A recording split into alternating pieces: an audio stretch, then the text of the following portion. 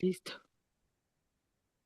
Dan, es un placer tenerte en Proyecto Luz. Es un espacio que invita a la interdisciplina, pero con sentido humano, cercano, de aproximación, y que se puedan tratar temas quizá para no lastimar cuestiones tradicionales o confesionales o de expresión de fe, y que también desde acá, en un sentido complementario, podamos acompañar a nuestras comunidades con algunos temas que quizá si fuera necesario tratarlos primero en una antesala, en un espacio donde puedan llegar, si ellas quieren, a que sea nuclear desde sus espacios. Gracias por poder acompañarnos, Dan. Tienes todo el tiempo. Al contrario, gracias. Gracias por la oportunidad. Eh, hoy, hoy voy a tratar de hablar un poco de un tema que a mí particularmente me apasiona mucho, que es la cuestión política. Eh, eh, a ver si no decepciona un poco el que anticipe esto de la cuestión política, porque yo veo precisamente este tema como algo muchísimo más amplio de lo que regularmente hablamos cuando decimos política. Yo lo distingo de lo político, pero bueno, ahora vamos a hablar un poco más a detalle sobre esto. Bueno, me aventé un título dominguero que tardó mucho en cuajar este postre, pero al final quedó. Este, eh, eh, Así que bueno, uno tiene que luego inventarse cada cosa para que lo vuelvan a invitar. Entonces, le pusimos así, el golem o golem, dependiendo de la transliteración, el golem, la cruz y el olivo, desenterrando a Dios de la crematocracia imperial. No es tan complicado como parece. Así que bueno, voy a ir compartiendo algunas de mis notas para no robarme mucho tiempo, porque ya una vez que me senté a escribir, la verdad es que, insisto, es un tema que me apasiona y bueno, empecé a desarrollarlo. Tengo que ser honesto, cuando me planteaste, David, el tema de política, dije, está tranquilo, está muy bien, hay mucho material, pero luego que dijiste, y si tocamos este otro punto y me mandaste al otro lado del mundo, ahí dije, ay, en la torre, ¿cómo le entro? ¿No? A un tema tan local, tan pertinente, tan contextual y luego de pronto saltamos, cuando hay gente tan especializada en este asunto que conoce mejor la situación que yo. Tengo un par de amigos, por lo menos tres amigos que manejan el tema de manera impresionante y como no están invitados a esta mesa, yo los invité. Entonces están en este texto que he desarrollado, porque ellos manejan realmente el tema, así es que frecuentemente los van a escuchar en esta presentación. Pero empiezo. La polis, la política y lo político. A menudo, cuando escuchamos la palabra política, nuestra mente viaja inmediatamente hacia las urnas de cartón, rostros sonrientes en carteles publicitarios y edificios gubernamentales fríos y distantes. Nos han enseñado a reducir la inmensidad de la convivencia humana a la mera administración burocrática, a lo que algunos teóricos llaman lo político, es decir, al orden policial que destruye lugares, funciones y jerarquías.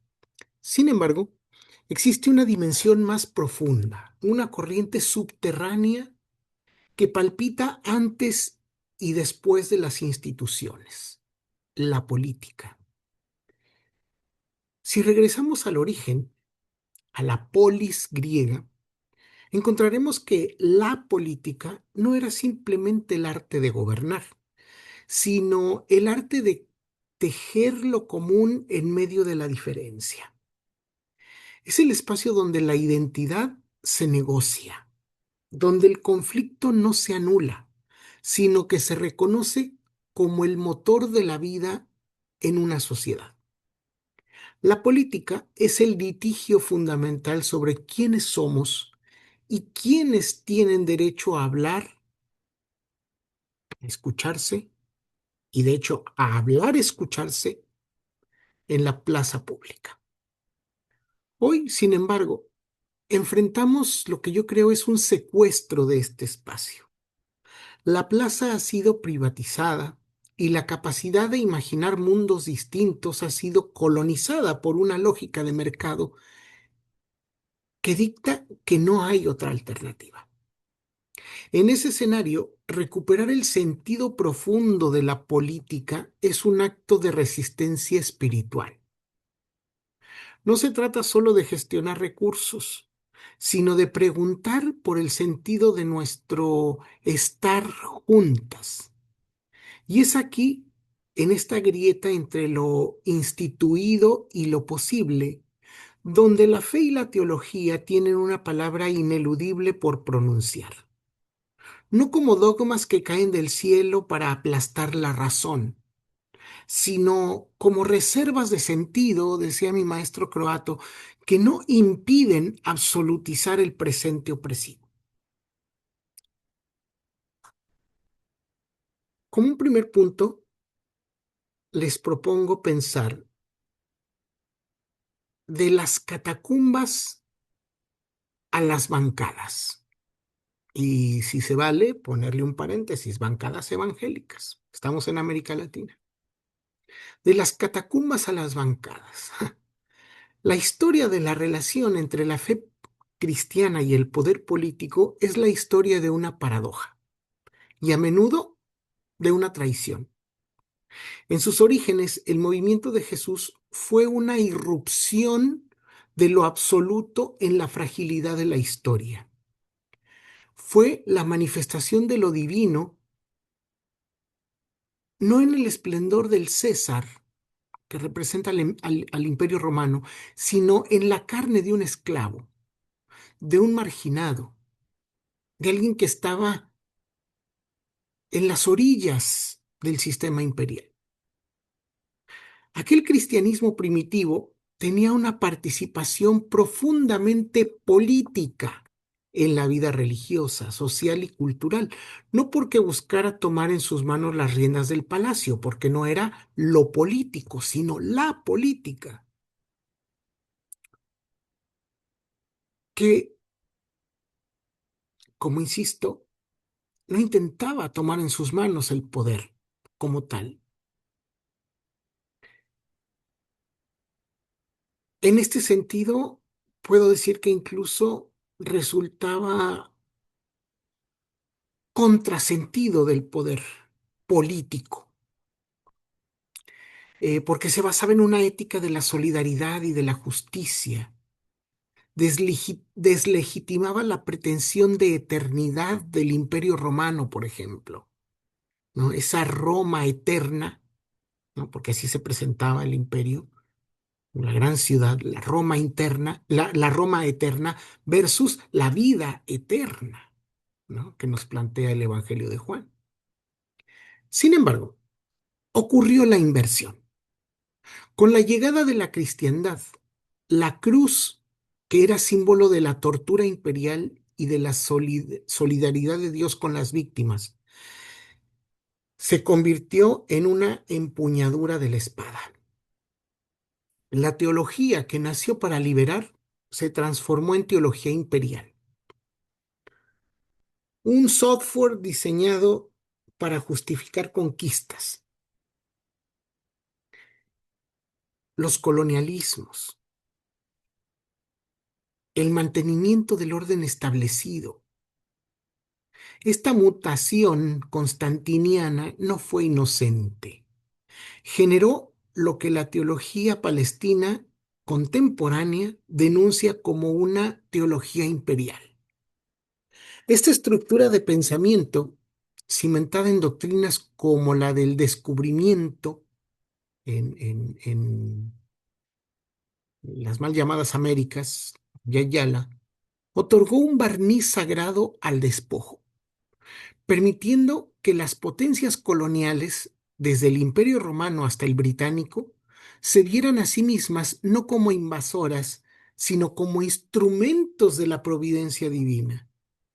La fe se convirtió en un código de supremacía cultural y étnica, donde la cruz ya no anunciaba la redención de las personas cautivas, sino que representaba la bendición de sus cadenas. El Dios de las personas empobrecidas fue secuestrado para bendecir a los ejércitos de los poderes dominantes. Hoy, en Abya Yala, América Latina, y en gran parte del sur global, asistimos a una mutación de este fenómeno. Vemos en varios de nuestros países el auge de lo que se ha denominado bancadas evangélicas y movimientos neoconservadores. Sería un error analítico despreciar este fenómeno como una simple manipulación cínica de la fe por parte de líderes populistas. Lo que ocurre es algo mucho más profundo. El cristianismo se ha convertido en una cultura política que llena el vacío dejado por el Estado y las ideologías tradicionales. No estamos ante una mera instrumentalización externa, donde el político usa la religión como un disfraz. Estamos ante algo mucho más orgánico, una cultura política religiosa, donde la fe es la lente primaria a través de la cual millones de personas interpretan la realidad, la justicia y la ciudadanía. Y aquí yo estoy citando a uno de mis primeros invitados, mi amigo Nicolás Panotto. En un contexto de crisis de representatividad, donde las promesas de la democracia liberal se han desvanecido, las comunidades de fe se han erigido como los verdaderos espacios de contención y de sentido. Negar esta dimensión pública y política de la fe, bajo la ilusión moderna de la secularización, ha sido el gran error estratégico de quienes intentan comprender a Abya Yala desde esquemas importados. Mientras los movimientos cristianos progresistas moderados se refugiaron en una timidez teológica, comprando la idea liberal de que la religión es un asunto privado, la derecha religiosa produjo una teología sistemática para las masas. Escribieron libros, llenaron estadios y ofrecieron un marco de sentido totalizante a una población huérfana de esperanza. Han construido una hegemonía cultural donde la defensa de valores conservadores se presenta como la única expresión legítima de la fe, secuestrando la voz pública del cristianismo y poniéndola al servicio de agendas que, paradójicamente, a menudo contradicen la ética del Evangelio. La victoria de estos sectores conservadores o neoconservadores radica en que no tuvieron miedo de hacer teología pública, práctica, porque jamás afirmaron que era teología pública, mucho menos teología política. Mientras la academia progresista encerraba su saber en los seminarios, el fundamentalismo democratizó su doctrina. Produjeron bestsellers, ocuparon las redes y tradujeron sus dogmas en el lenguaje accesible y movilizador. Entendieron que la disputa no es solo por los votos, sino por el sentido común de la gente.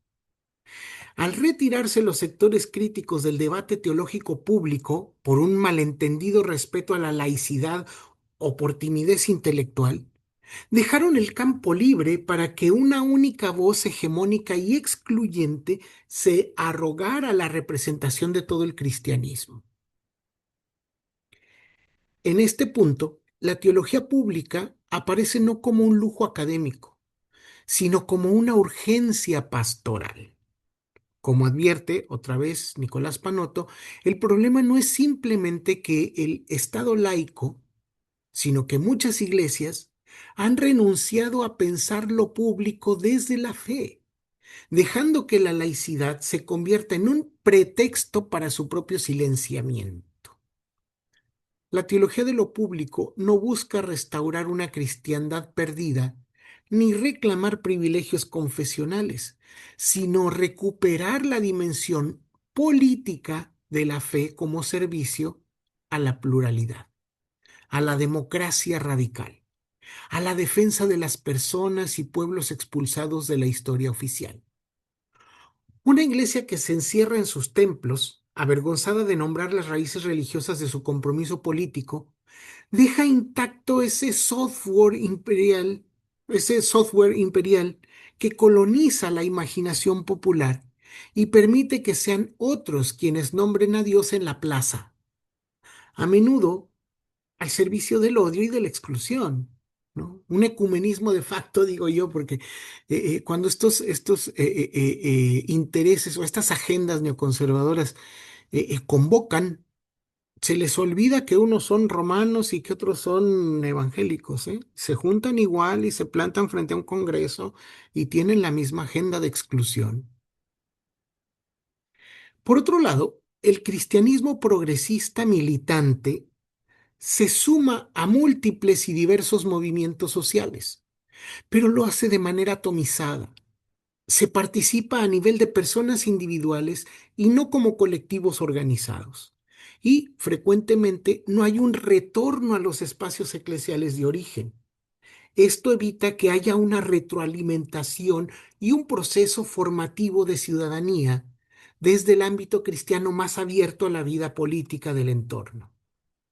Tal vez aquí se juegue una de las tareas más decisivas para el cristianismo latinoamericano contemporáneo: buscar cómo reconstruir comunidades de fe que funcionen como pequeñas escuelas de ciudadanía crítica y de discernimiento político.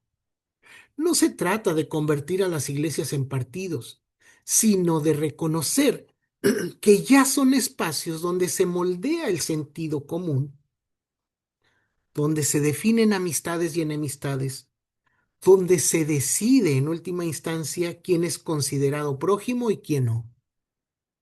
Si las comunidades cristianas no se atreven a nombrar el capitalismo financiero, el racismo, el patriarcado y la colonialidad como formas de pecado estructural, muchas veces los otros discursos ultraconservadores lo hacen a su propia manera. Y entonces esos espacios seguirán ofreciendo respuestas simplistas y sobre todo violentas a dolores muy reales de la gente. Entre la timidez teológica y la arrogancia fundamentalista, sigue faltando una tercera vía, una fe pública, humilde pero lúcida, capaz de entrar en la arena política sin renunciar ni al evangelio ni a la complejidad del mundo. Y aquí es donde voy encaminándome hacia ese tema complejo que David me planteó. Porque en medio de toda esta circunstancia tenemos que hablar de cristianismo y sionismo.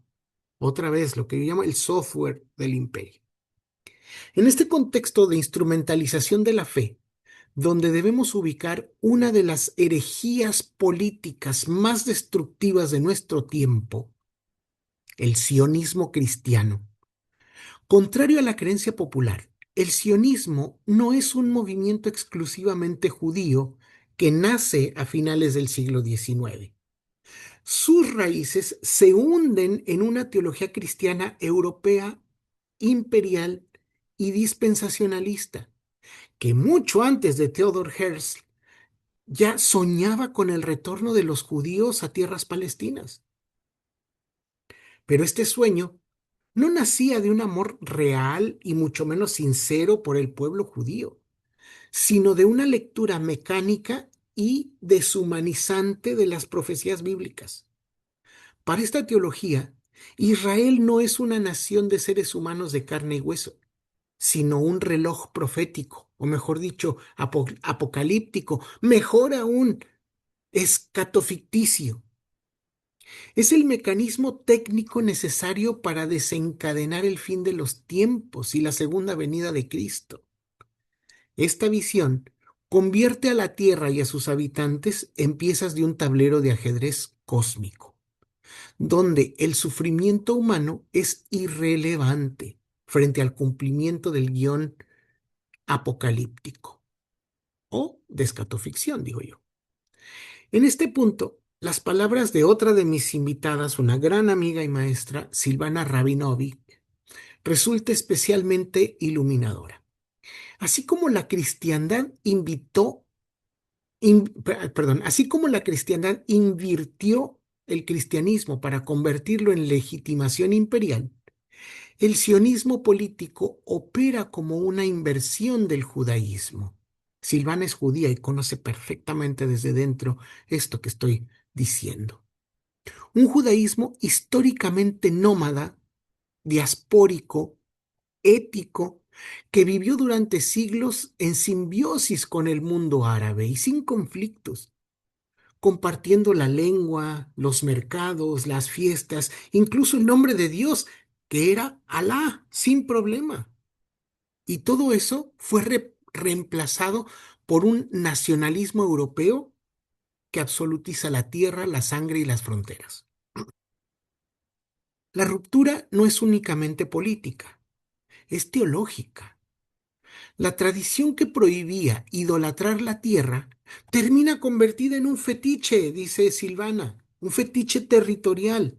Esa idolatría se reviste con el lenguaje bíblico para hacerse respetar.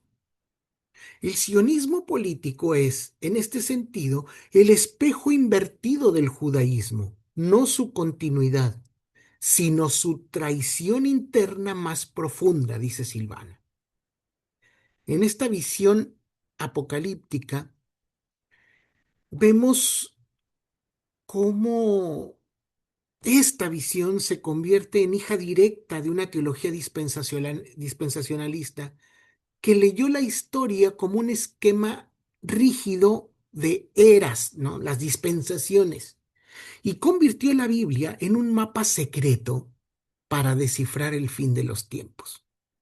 Figuras como William Hessler no se limitaron a apoyar políticamente a Herzl, el judío sionista, sino que reinterpretaron su proyecto nacionalista como un engranaje necesario en la maquinaria de la salvación, convenciendo a sectores del protestantismo europeo y sobre todo norteamericano de que el retorno de los judíos a Palestina era un requisito técnico para que Dios pudiera cumplir su plan. En esa lógica, el sufrimiento palestino, incluido el de las comunidades cristianas, no es un escándalo ético, sino un daño colateral, asumible en el gran drama profético. La tierra entonces deja de ser casa de pueblos concretos para convertirse en un escenario teatral de una obra donde solo importan los actos finales. Esta teología actúa como el software de un hardware militar imperial. Provee la justificación moral para el apoyo incondicional de potencias occidentales, especialmente Estados Unidos, al Estado de Israel. Ah, y esto se basa en una exégesis que podríamos llamar eh, eh, grilagem bíblica, ¿no? Ya.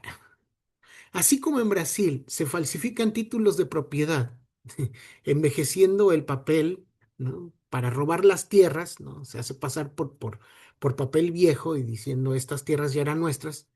El sionismo cristiano utiliza textos bíblicos antiguos, como la promesa de la tierra a Abraham en Génesis, como si fueran títulos de propiedad modernos y sacrosantos, otorgados directamente por Dios, que anulan cualquier derecho internacional o presencia histórica de otros pueblos en ese territorio. Eso es la Grilagem. Rabinovich, Silvana, muestra que en esta teología imperial no hay solo una participación cristiana. También se encarnan corrientes judías extremistas que ya han contaminado la política de Estado. El libro Torat Amelech, la Torá del Rey, otorga categoría de ley religiosa al asesinato de personas no judías e incluso de judíos disidentes cuando son percibidos como amenaza, legitimando así la eliminación de civiles y de infancia enemiga como acto piadoso. A la vez, los movimientos que sueñan con destruir las mezquitas de la explanada para construir un tercer templo han dejado de ser grupos marginales. Realizan rituales provocadores con cobertura institucional, transformando el espacio sagrado en escenario de guerra. Aquí, la teología deja de ser un discurso sobre Dios para convertirse en un manual de necropolítica, política donde gobierna la muerte o el asesinato. Ya no limita la violencia del poder, sino que la consagra. De ahí que Silvana Rabinovich hable de un momento en que se soltó la última amarra política. La política deja de operar sobre cálculos racionales y se entrega a la fantasía de acelerar los tiempos mesiánicos por la vía de la violencia. No se gobierna para administrar a una sociedad, sino para precipitar un fin de la historia que legitime cualquier exceso presente. Esta lógica apocalíptica no es patrimonio exclusivo del judaísmo radicalizado. Dialoga perfectamente con el sionismo cristiano que ansía el Armagedón. Ambos se encuentran en un mismo punto ciego. Sacrifican cuerpos reales, palestinos, pero también judíos críticos, ¿no? O cristianos, y lo hacen en el altar de un futuro imaginario al que llaman el plan de Dios. Y aquí quiero invitar a mi tercer colega, también amigo entrañable, un pastor luterano que vive en Palestina. Él es palestino y es luterano, Mitri Raheb. Y él añade otro elemento crucial, la idea de elección. El nacionalismo sionista, tanto judío como cristiano, convirtió la elección en privilegio étnico. Pero la misma escritura ofrece una lectura diferente. Abraham es elegido no para reclamar tierras, sino para bendecir a todas las familias de la tierra. El Corán, por su parte, corrige la lectura excluyente al reintroducir a Ismael en la trama de la promesa, negando el monopolio de la gracia sobre un solo linaje. Esta democratización teológica desactiva la lectura imperial del Génesis y recupera la vocación ética de la elección. Ser mediadores de justicia y no propietarios de un territorio. En este sentido, la fe abrámica es anticolonial por naturaleza. Lo colonial es la deformación moderna que la manipula para justificar su superioridad o su intento de superioridad. Así que esta grilagem teológica no solo falsifica la historia, sino que desfigura el corazón mismo de la noción bíblica de la elección. La promesa se separa de la ética, la tierra se separa de la justicia y la alianza se divorcia de la misericordia. Así, un conjunto de textos redactados en contextos concretos de crisis y de reforma, como las tradiciones deuteronomistas o la teología de Josías, son elevadas a contratos inmobiliarios eternos, útiles para expulsar campesinos, levantar muros y blindar políticas de apartheid bajo el lenguaje de la profecía cumplida o profecía que se cumple. Al hacer esto, cometen lo que el poeta Mahmoud Darwish y filósofos o filósofas como Silvana han denunciado como el entierro de Dios. Al aferrarse a la letra muerta de una interpretación literalista, para justificar un genocidio y un despojo. Entierran al Dios vivo, al Dios ético de la justicia y la compasión, entre las páginas de sus libros sagrados. Han, de facto, matado a Dios para adorar un ídolo de papel y de pólvora. En su lectura mística del presente, Silvana Rabinovic sugiere que el Estado de Israel ha asumido la forma de golem en la mitología judía, en las tradiciones literarias judías. El golem es una criatura vigorosa, eficiente, tecnológica, pero vacía de alma. El hebreo, lengua ritual, cuidadosa, diseñada para invocar la presencia de Dios, fue secularizado para nombrar armas, checkpoints, ¿no? Operaciones militares. Esa secularización, dice Silvana, fue como pronunciar mal el nombre en la frente del golem. Desencadenó un poder descontrolado. Y de ahí surge la propuesta más subversiva de una teología política: desandar las letras que fundaron al Estado-Nación de Israel, retirar el soplo imperial que lo sostiene y reconducir la existencia judía hacia su horizonte ético no estatal. No para borrar un pueblo, sino para liberar una tradición que ha sido capturada por un monstruo, por su propio monstruo. Frente a esta idolatría del texto convertido en escritura notarial, la crítica teológica no consiste en negar las escrituras sagradas, sino en recuperarlas de mano de los poderes que la han secuestrado. La pregunta no es si la Biblia habla de la tierra o del pueblo o de una elección y de una promesa, sino desde qué perspectiva lo hace. Si desde la seguridad de los palacios o desde el clamor de las personas despojadas.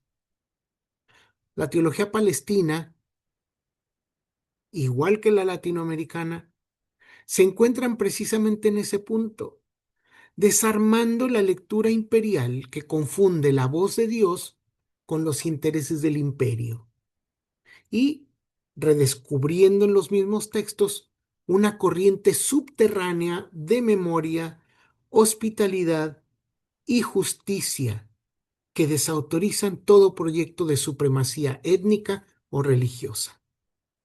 Y ahí yo quiero hablar de la anatomía de un apartheid.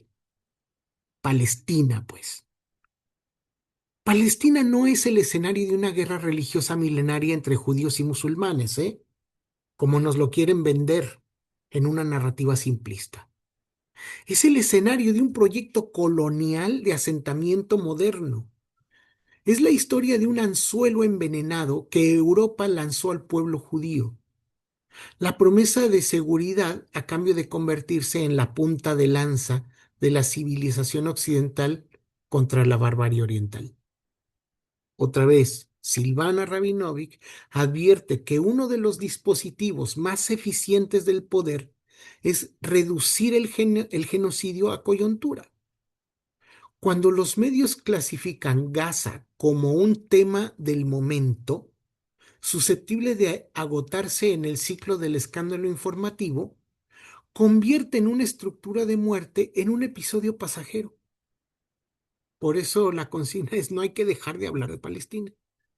Pero el genocidio, insiste, no es un evento, es el horizonte final del colonialismo de asentamiento.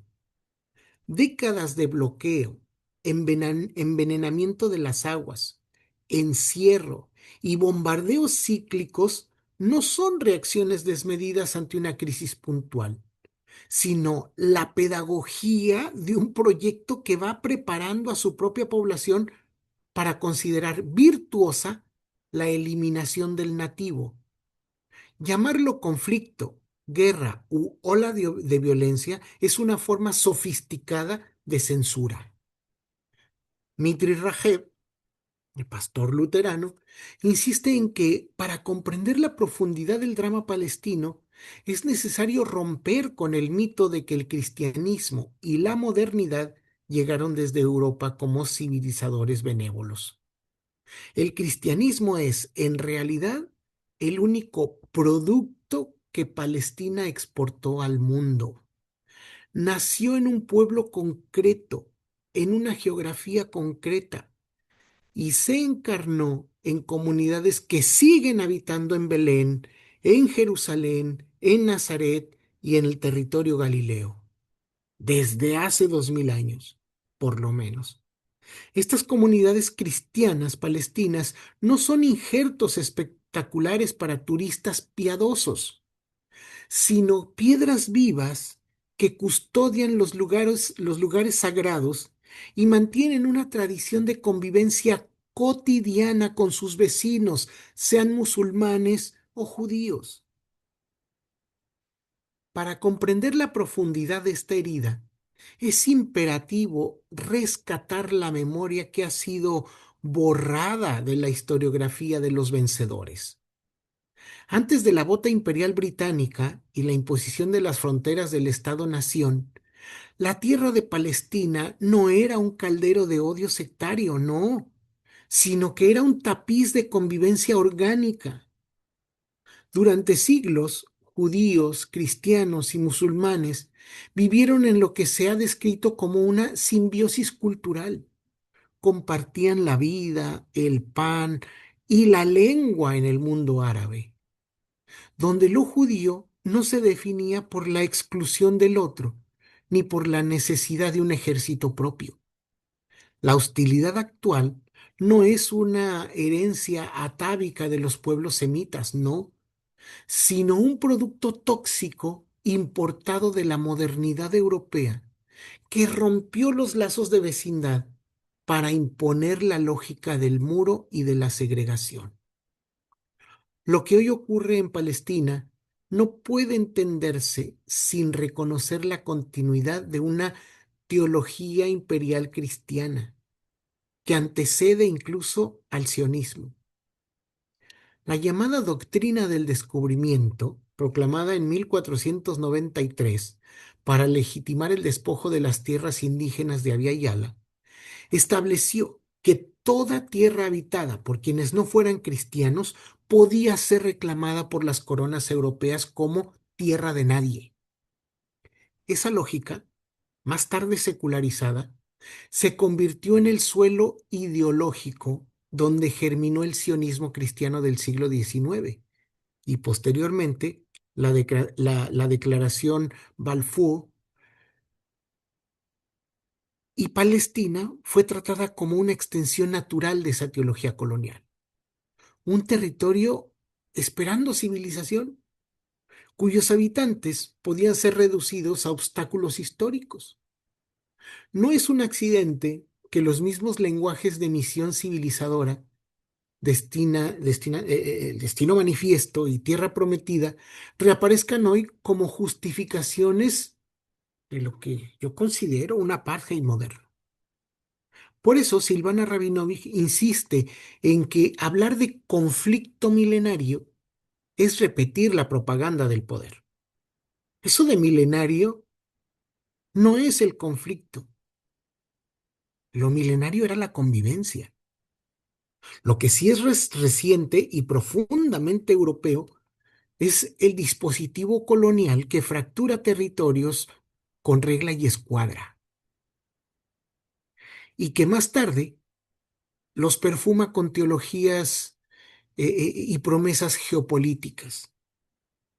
La violencia no irrumpe desde la identidad semita, sino desde la modernidad imperial que exporta a Palestina y a un montón de pueblos la lógica racial, la idea de soberanía absoluta y la obsesión por la mayoría demográfica. Allí comienza la catástrofe, no en la Biblia, no en el Corán, sino en los despachos coloniales ubicados en Londres, en París, en Washington. El sionismo político, en su génesis más profunda, no surgió de la mística de la sinagoga ni de la ética de los profetas, sino de los despachos de la estrategia imperial y de la teología dispensacionalista. Fue un proyecto acunado por el sionismo cristiano de figuras como William Herschler, quien mucho antes de Balfour, como ya he dicho, convenció a líderes seculares de que su movimiento nacionalista tenía un mandato bíblico ineludible. Así, el legítimo anhelo de seguridad del pueblo judío fue instrumentalizado para servir a los intereses geopolíticos de Occidente, transformando una tradición espiritual de exilio y redención en un apartado estatal de conquista territorial ajeno a la historia de la región. Para entender la tragedia actual, debemos desmontar la confusión semántica que es deliberada en torno a la palabra Israel. Debemos distinguir entre Israel, el patriarca bíblico, que en realidad se llamaba Jacob, distinguirlo de el Israel, llamémoslo así, teológico, ¿no? El que llamamos el pueblo de Dios, como distinguirlo de el reino del norte que quedó con el nombre de Israel a partir del siglo octavo antes de Cristo en la narrativa bíblica. Ujú. Es una entidad arqueológica que se llamaba Israel, pero eran solo un territorio. Y distinguir estos tres del moderno Estado de Israel, que es una entidad política, secular y atea creada en 1948. Esta distinción no es un mero capricho académico, es la clave para desactivar la trampa teológica que nos han tendido. Tal como advierte la teología palestina, existen al menos estas cuatro realidades distintas que la narrativa imperial se empeña en colapsar haciéndola una sola.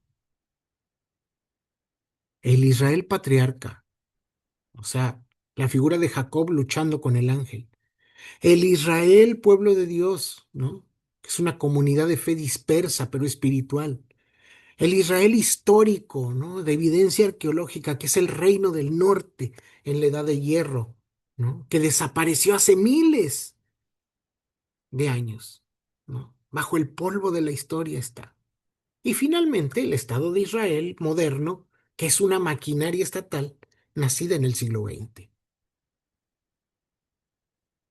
Cuando el Estado moderno se disfraza con el nombre bíblico, no solo se arroga derechos divinos sobre la tierra, también borra a quienes han encarnado históricamente esa fe en el territorio. La ecuación Israel bíblico estado, igual a Estado de Israel igual a voluntad de Dios no deja lugar para las iglesias árabes, para los cristianos de Gaza o de Cisjordania, para las comunidades judías antisionistas de la diáspora, ni para los propios musulmanes que han compartido durante siglos la vida y el pan con sus vecinos.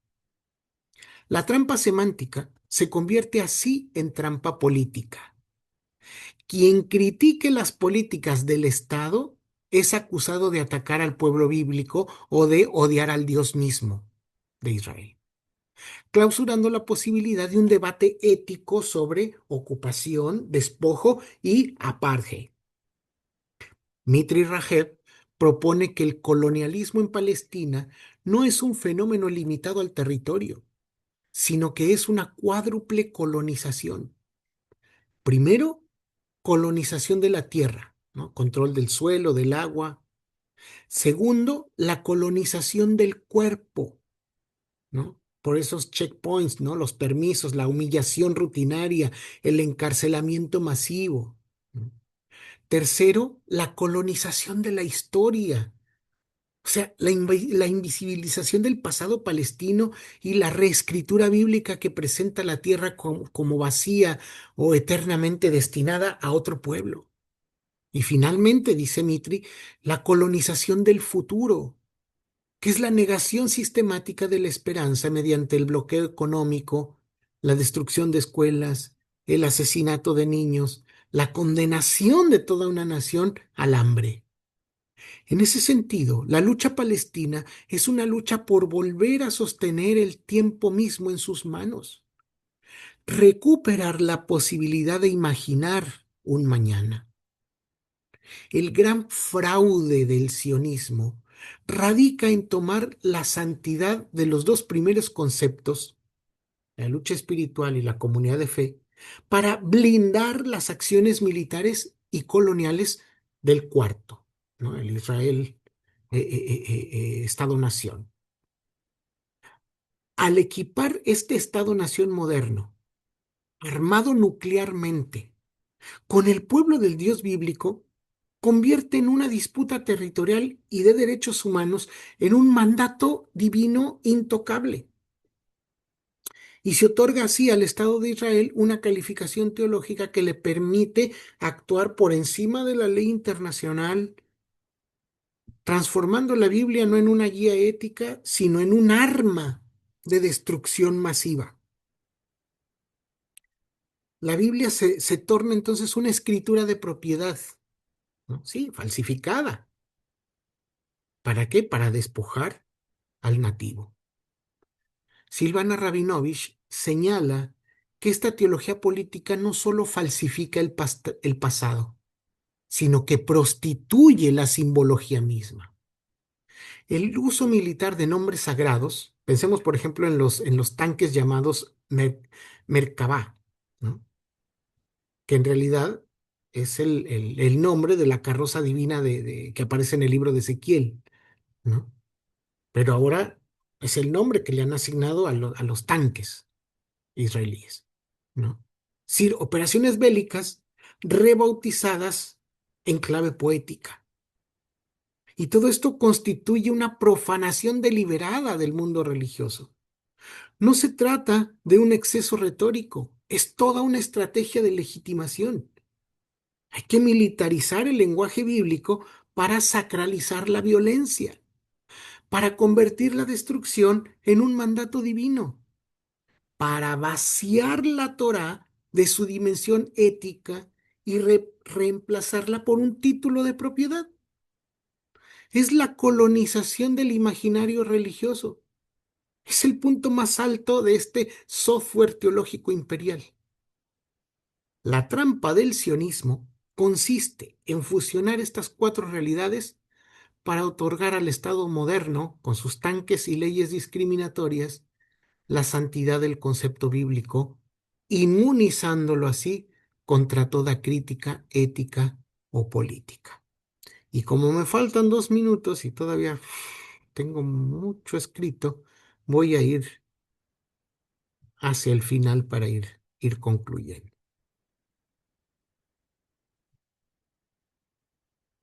Ya no voy a hablar aquí de la diferencia entre democracia y laocracia, pero puedo compartirles mi texto si ustedes quieren en algún momento para que lo puedan masticar un poco mejor. Voy a las conclusiones directamente. Desenterrar, porque dijimos que han enterrado al Dios, ¿no? Pero ahora vamos a desenterrar a Dios del imperio. En términos cristianos, podríamos decir que la laocracia, es decir, el poder del pueblo sin poder, porque laos es la otra palabra griega para hablar del pueblo. Laos literalmente significa vómito, ¿no? No creo que haya que explicar aquí mucho qué significa, ¿no? Pero laos era la palabra que se usaba para aquellos que no eran ciudadanos, eran el vulgo, ¿no? A diferencia del demos, que era la ciudadanía. Bueno, en términos cristianos podríamos decir que la laocracia nombra ese momento en que el crucificado se levanta desde los márgenes de la historia y desbarata la presunta eternidad del imperio, ¿no? La Roma eterna. Allí donde el sistema declara que no hay alternativas, la fe anuncia que el tiempo no está cerrado, que la historia no está concluida, que el Gólgota no es el último capítulo en la historia. Desenterrar a Dios de la crematocracia imperial, tampoco expliqué lo que significaba crematocracia. Es un neologismo acuñado por mi profesor Néstor Míguez, que no es otra cosa sino el gobierno de las mercancías, ¿no? Pero es la palabra de los dineros en el Nuevo Testamento, en el griego del Nuevo Testamento. Entonces hay que desenterrar a Dios de ahí, sacarlo de las fosas comunes donde lo han enterrado junto con sus víctimas y de los libros donde lo han secuestrado para bendecir las bombas. Es permitir que vuelva a respirar en los campamentos de refugiados, en los corredores de hospitales colapsados, en los patios de las escuelas bombardeadas, en las asambleas de madres que buscan a sus hijas e hijos desaparecidos. Es confesar que mientras haya un solo olivo resistiendo al borde del muro, la historia sigue abierta y la justicia sigue llamando, como un murmullo de agua subterránea, a abrir cauces donde hoy solo hay desiertos y escombros. En última instancia, desenterrar a Dios del imperio no es una metáfora piadosa, sino una tarea histórica, concreta. Implica romper el hechizo del golem, ese golem estatal que habla o intenta hablar en nombre de Dios. Bajar la cruz del escudo de las potencias y devolverla a los cuerpos crucificados de nuestro tiempo, y volver a injertar el olivo del Evangelio en la tierra herida de los pueblos que resisten. La laocracia no será decretada por ningún parlamento, ni aprobada en ninguna cumbre internacional. Comenzará allí donde las multitudes sobrantes se reconozcan como sujetas y junto con quienes se niegan a seguir siendo cómplices. En unidad, se atrevan a pronunciar un no que abra espacio para el sí de la vida.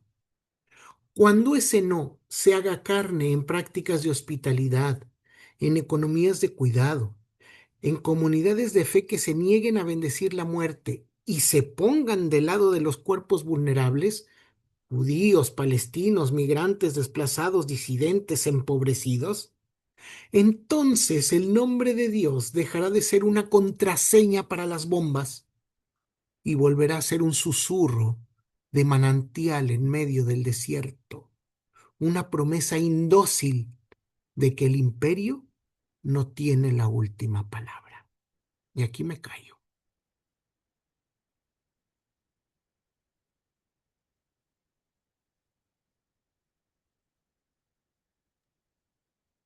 Damos tiempo. Muchas gracias, doctor Dan, por todo el esfuerzo que hizo. Si hay alguien que quisiera aproximar unos últimos comentarios, preguntas, yo tengo una, pero quiero guardarla para que haya espacio. Y aquí la digo también. ¿Hay alguien que quisiera compartir? El tiempo es nuestro. Gracias, profesor.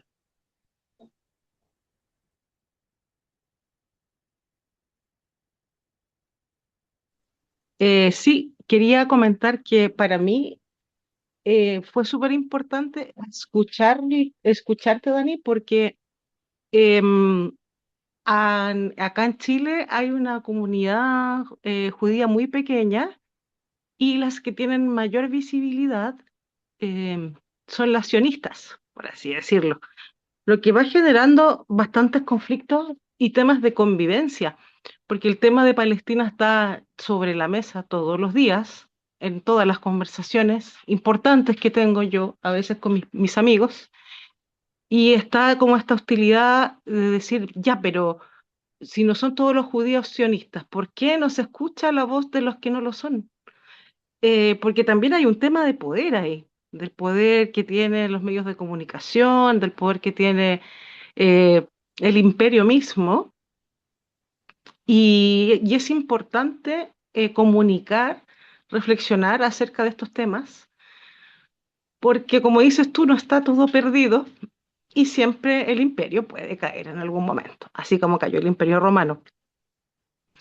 Además de eso, para mí es muy importante entender cómo se va configurando el sionismo como en términos teológicos, porque esto lo discutí hasta con mi pastor, me decía, no, pero es que es político. Sí, le decía yo, pero primero es teológico.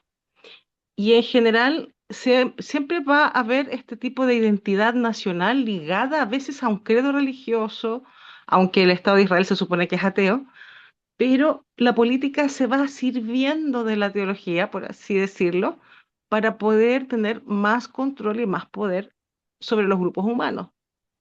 Entonces, hacer teología crítica desde las comunidades de base, las comunidades de fe, me parece que es muy importante y como propuesta muy relevante y muy atingente, porque para poder enfrentar la injusticia y el sufrimiento, es importante educar a la gente también, como decías tú en ciudadanía.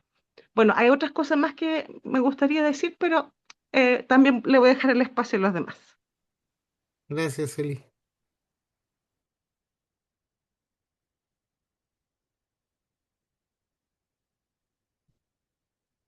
¿Alguien más? Yo, Adelante. eh, me siempre cuando escucho esta cuestión de la teología, por un lado me provoca mucha tristeza, ¿no? Esta cuestión de cómo se justifica desde el cristianismo esto que has venido explicando, ¿no? Desde los dispensacionalismos, pero tengo como también esta sospecha de que hay un montón de teologías que van construyendo el imperio, ¿no?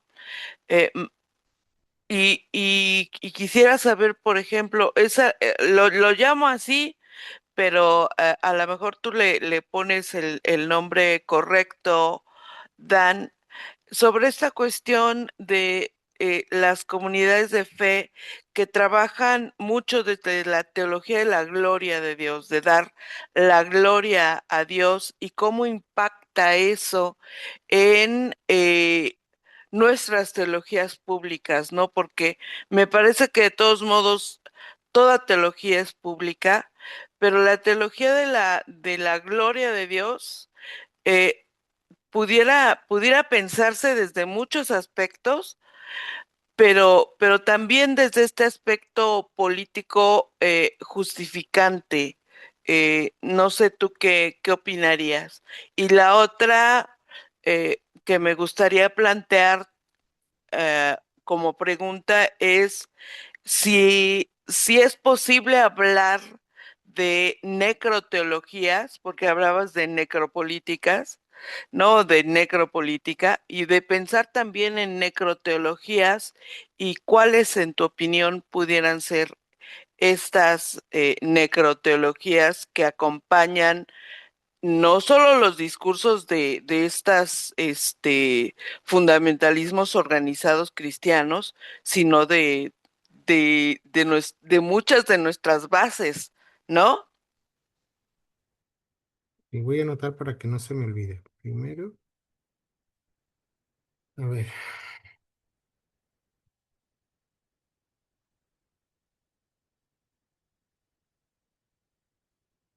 porque esto es material para debatir, enorme.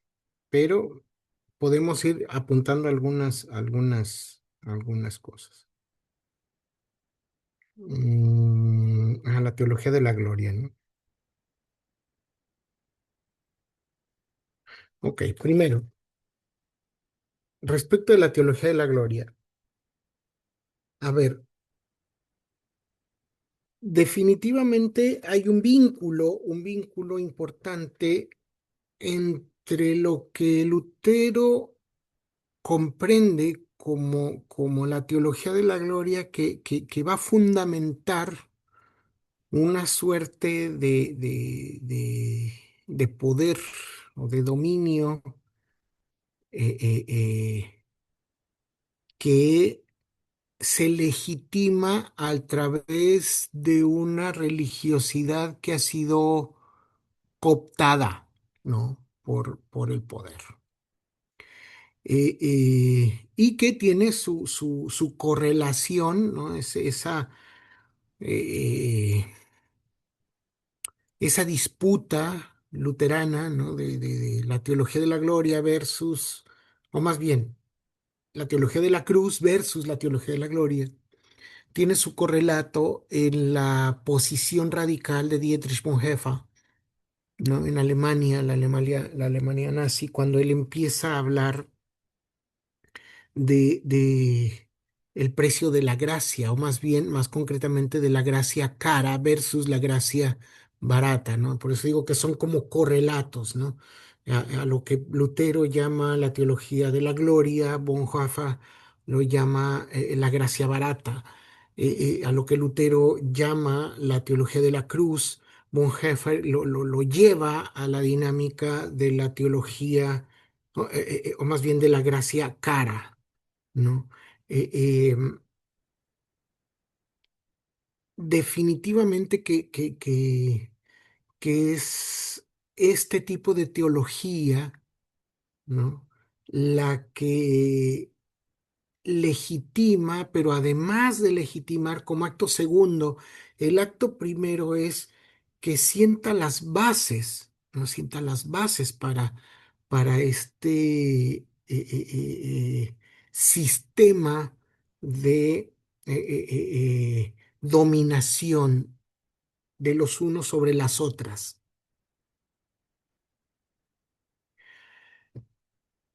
Hay una tercera vía para hablar de la gloria.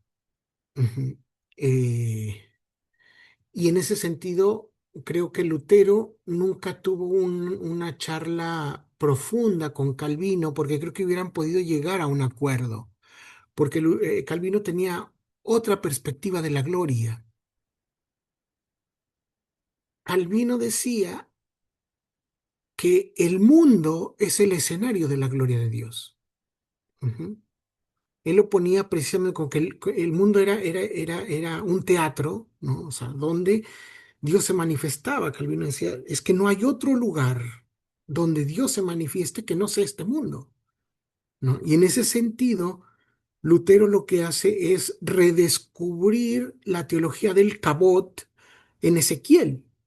Ujú. En ese sentido, como mi profesor y amigo Alfredo Tepox decía, Calvino es el exégeta de la Reforma en el sentido de que va a redescubrir las teologías, en este caso, proféticas. Ajá. Lutero es el gran traductor de la Biblia al alemán. De hecho, sienta las bases del alemán moderno con su traducción de la Biblia, pero no le da tiempo de hacer todo lo que luego Calvino hizo, no solo para traducir, sino para tratar de explicar y en ese sentido recuperar como buena segunda generación de la reforma ministerial. Ujú. Este hilado fino, ujú, de la distinción respecto del uso de los términos. Ujú. Yo creo que Calvino estaría totalmente de acuerdo con Lutero en hacer una distinción entre la teología de la gloria como dominación con la teología de la cruz como resistencia y anticipación. Resistencia del mal, ¿no? Del pecado, de la opresión, pero anuncio de la liberación, anuncio del reinado de Dios o proyecto de Dios, como lo queramos identificar. Pero es precisamente en este segundo contexto, desde esta perspectiva de la teología de la cruz, donde Calvino construye una mirada distinta de la gloria. Y eso está perdido incluso en las tradiciones calvinianas, ¿eh? O sea, con eso no quiero decir que porque lo dijo Calvino, los presbiterianos o los reformados hablen del... Pero para nada, ¿no? Han recuperado la teología de la gloria de Calvino, pero para nada. Se quedan en esa máxima dulzona de soli Deo gloria, ¿no? Y piensan que todo es cantar coritos. No. El concepto de gloria profético que se rescata desde el lenguaje profético se toma como correlato en tiempos de la Reforma y construye incluso un nuevo sistema democrático que hoy está en crisis, pero que en su momento fue profundamente revolucionario. Ajá. Sienta las bases, pues, no para una teocracia. Falla quien dice que Calvino quiso imponer una teocracia en Ginebra. No es cierto. Ajá. Lo que trató de construir a través de su idea de consistorio fue un sistema que saliera de los parámetros de la teología de la gloria, impuestos por la teología de la gloria, ¿no? Los principados, los ducados, etcétera. Y Calvino dice, no, bueno, vamos a organizar acá la forma diferente, ¿no? Y surge la democracia moderna, no la democracia de la que hablaban los griegos, sino este sistema un poco más parlamentario, ¿no? Ajá.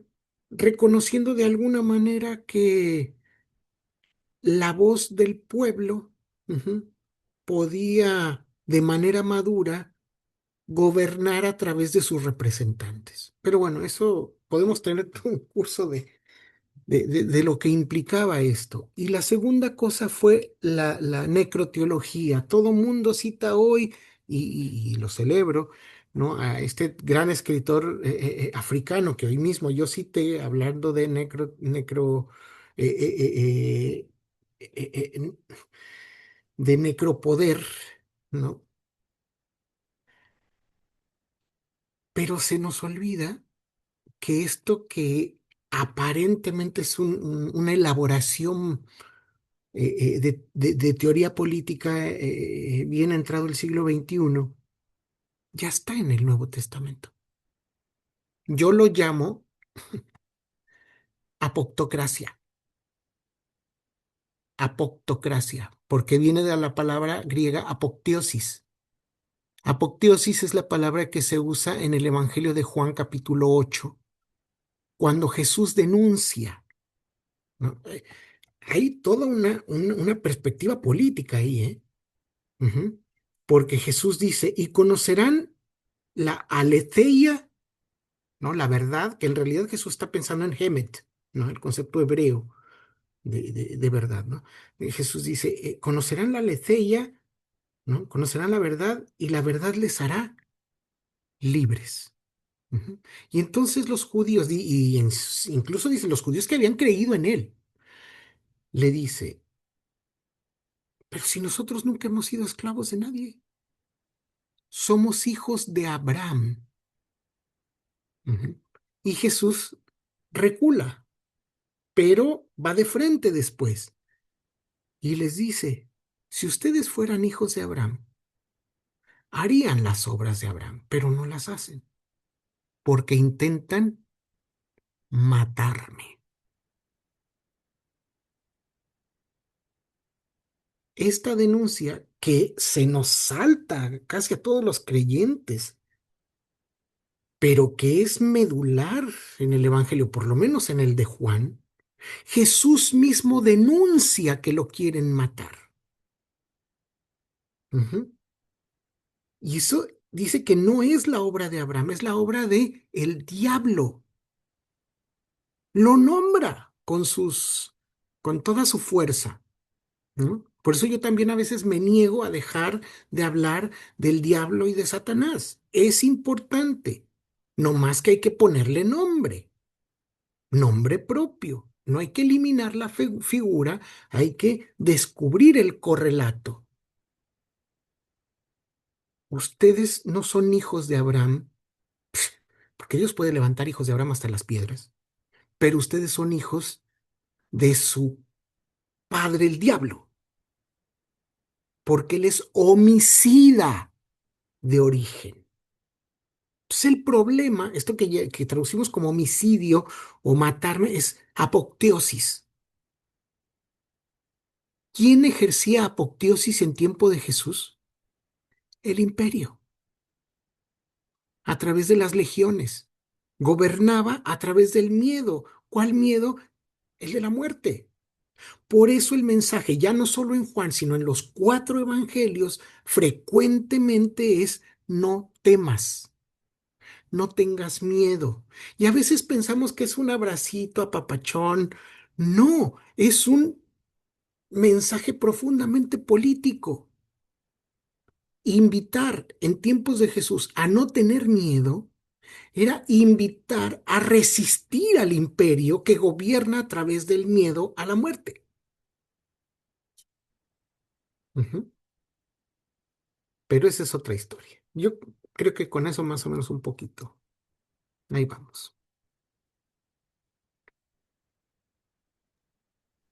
Estoy dispuesto a ceder mi turno si hay alguien más que quiera hablar, con toda confianza.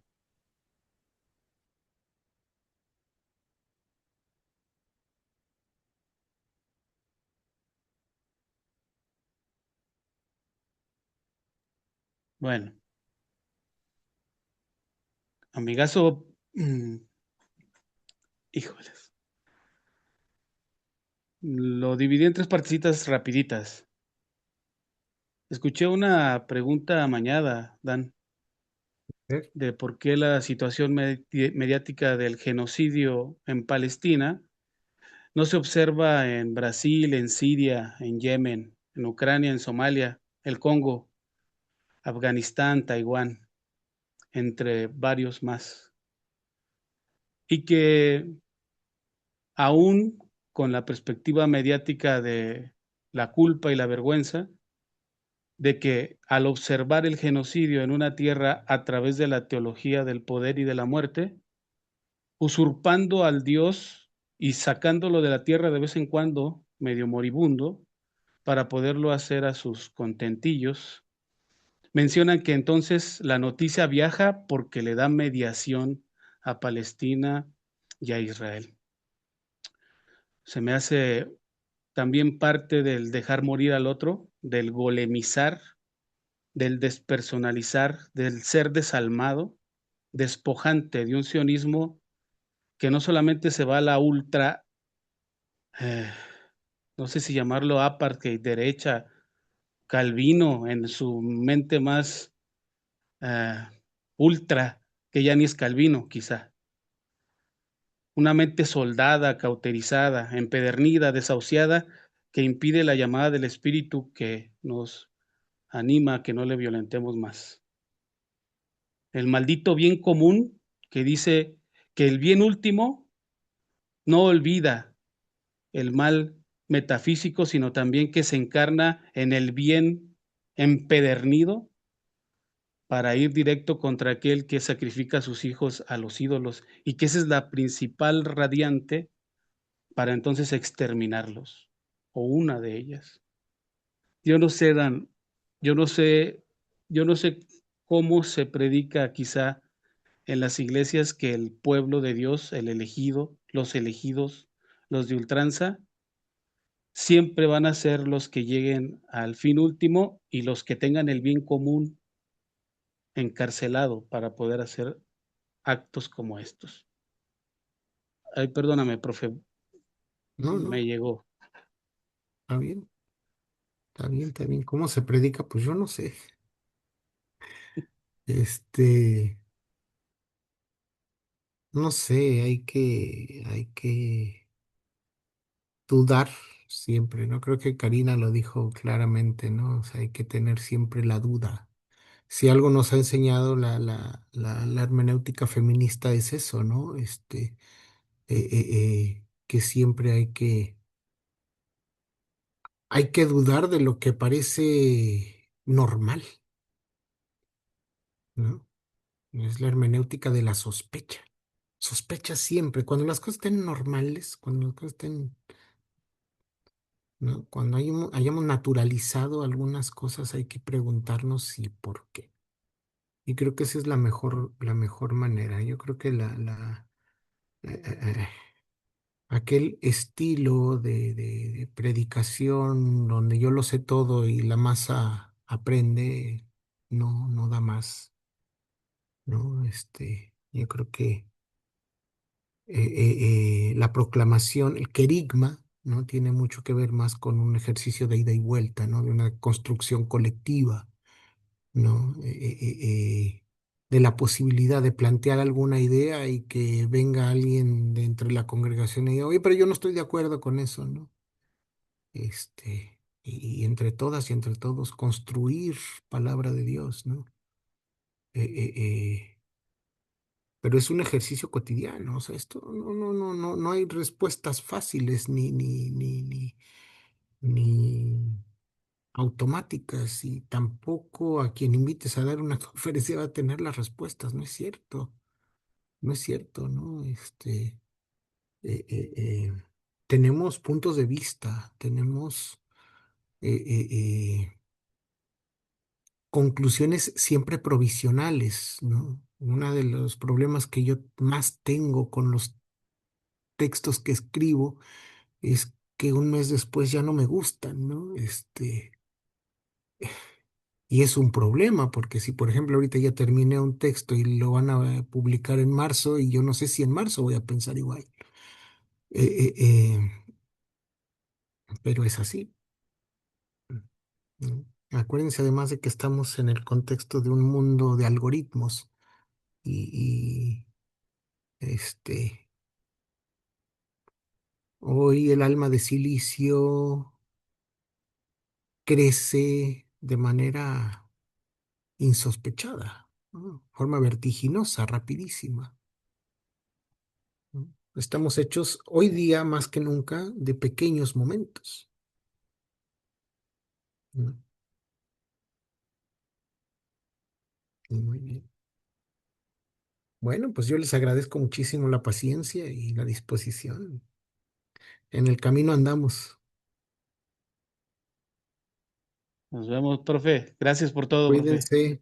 Bendiciones. Bye. Buenas noches. Buenas Muchas gracias. noches.